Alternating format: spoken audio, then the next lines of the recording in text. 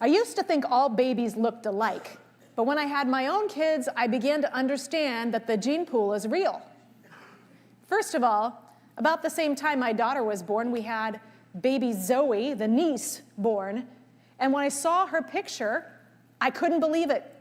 It was absolutely clear she was not our daughter, but she looked exactly like my sister-in-law and my brother-in-law. And then there's those little family traits, like my son will go hee-hee like that, just like my brother, who he pretty much rarely sees. Or my cousins, who at my grandmother's funeral, they all stood exactly in the same way, like this, holding themselves. Where do these traits come from? Surely there are some that are given to us by nurture, things that we pick up from other people over time. But some of these traits seem so deeply embedded, it's almost like it's in people's DNA. It is part of our nature, the gene pool. And then there are some of those undesirable traits that seem to enter the gene pool too, passed from one generation to the next. The quick temper that we swore when we swore we wouldn't yell. That addiction or abuse or that secret keeping that we promised ourselves we would make stop at that generation and not go any further. The gene pool is real in that way too, and we strive to make changes that seem to be passed on to us. But most of all, families seem to have a tendency to think they know what's best for other members of the family, and so sometimes we take the opportunity to meddle just a bit in other family members' affairs. So in knowing this about families, I look with great interest at today's gospel lesson, which features a story about Jesus and his family of origin. You know, him being God's son and everything, a lot of times we don't think about the fact that he did have an earthly father and a mother and all kinds of siblings. In today's story, his family, Jesus' family, enters the picture because they're a little worried about him. They've been hearing some stories filtering through the countryside and back to Nazareth, where they live.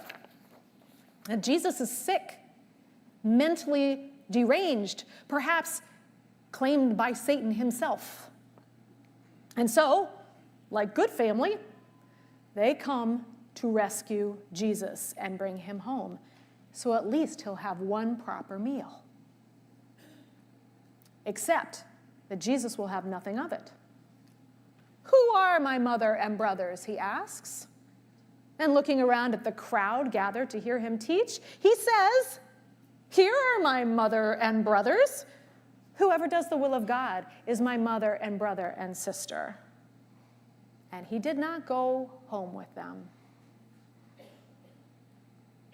I don't know about you, but I say a little bit of an ouch when I hear that story. It's like the classic teenage confrontation, right? The child defies the parent, refusing to obey their rules. I know who I can go out with and what time I can come home. The psychological term is called individuation, and it's an important process by which a young person becomes their own person. But Jesus is 30 years old. That's not what is going on here. It's not a rejection of family or Jesus becoming an adult. Instead, Jesus is actually creating a new definition of family. For Jesus, family is a community that is chosen rather than inherited. It's bound by common mission rather than common blood. Anyone who does the will of God, Jesus says, no matter who they are or where they're from, is part of Jesus' family. The people of this chosen community support one another in living out the mission of God's kingdom. Have you ever been a part of a group like that? A group that had common values or a common purpose, and they supported each other in living it out? Early in my ministry, I was blessed to be a part of one. I helped to found a moms group, a small group for moms, and pretty much everybody at the beginning had at least one baby. And the kids were small, so we hired a babysitter, and that way we could go and have adult conversation, which we were pretty excited about. Every other week we did it, Wednesday mornings.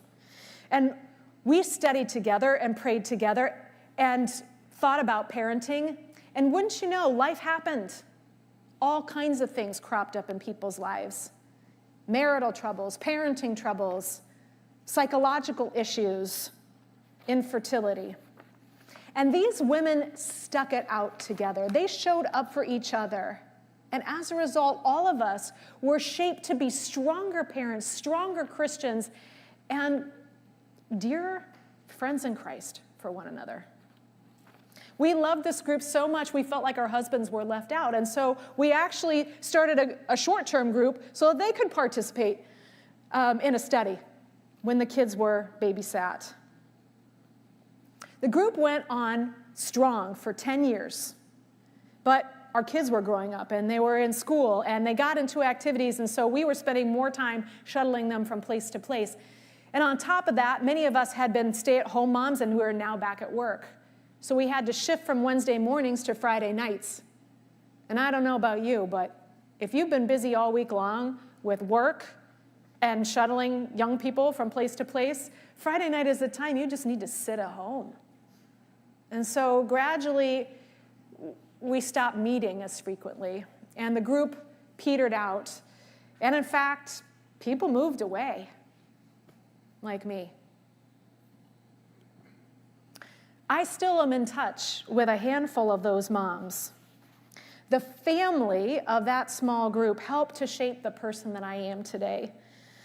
I have to say that I really still miss that small community that held us all accountable to living the life of Christ. I miss people that I can call to at the drop of a hat for help or just to hang out. And I miss having people who know me as Julie and can encourage me as a person of faith. I wonder, maybe some of you have these longings too. Building thriving community is part of what our mission statement that has been renewed as a part of the strategic planning process is about. There's actually a group here at Austin campus spearheaded by Pastor Heidi and Brittany and our Children and Families Coordinator, Caitlin Krieger-Meyer. And some of you have been a part of it to discuss ways to promote that family of faith, that community here on this campus. You might have noticed that most weeks there are goodies in addition to coffee out there in the narthex gathering space.